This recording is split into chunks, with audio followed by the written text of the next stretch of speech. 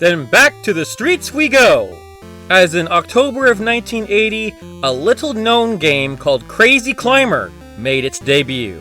It was developed by Nichibutsu and published by Nichibutsu for the arcades, after they tried to jump on the Galaxian bandwagon with Moon Cresta. This was a wacky game, to say the least. The premise is that you have to climb up a skyscraper, without proper equipment I might add, and make it to the top. But the Mad Doctor, your main antagonist, wants to put a stop to that by any means necessary, to foil your attempt at fame and glory with a wide assortment of goodies to drop at his leisure, such as flower pots, buckets of water, and fruit baskets, which he gave to the tenants. Though if any of these items hit you, you'll fall. However, if you have both hands firmly planted on a ledge, you'll thankfully be safe. But that's not the only thing you have to dodge.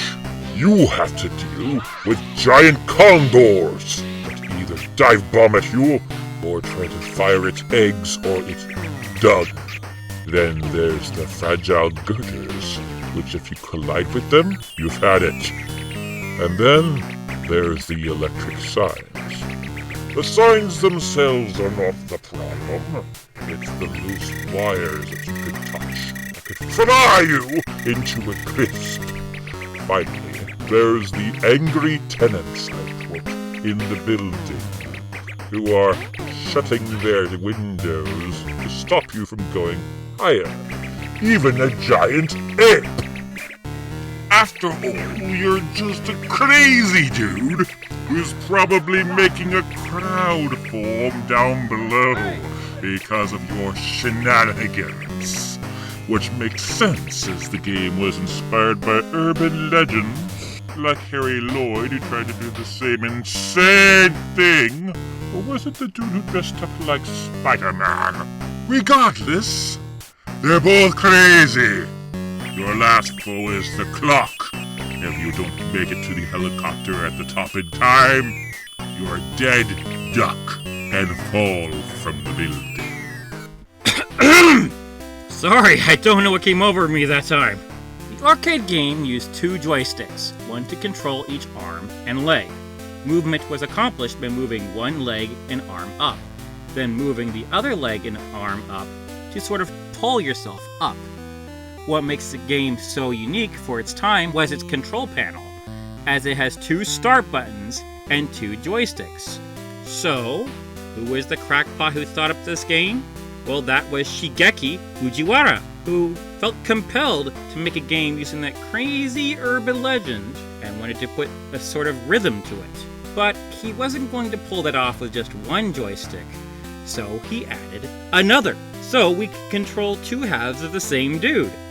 Reaching the top, you are sent to another building to scale. Surprising that no one is compelled to put you in a straitjacket. My dude Game Center Arashi also had a chance to play this one too, on episode 14 entitled Unexpected Tunmen Dio Puzzle that aired July 5th, 1982. He also played it in the next to last episode. Now who had the weird idea for Arashi to challenge a giant pig? As for ports, this silly gem, after being released in the arcades in October 1980 in Japan, came to the States in December, then was an exclusive on the Atari 2600 for special club owners in 1982, then had a version on the Famicom for Japan only in December 26th of 1986, and finally the Sharp X68000 computer also in Japan on August 27th, 1993.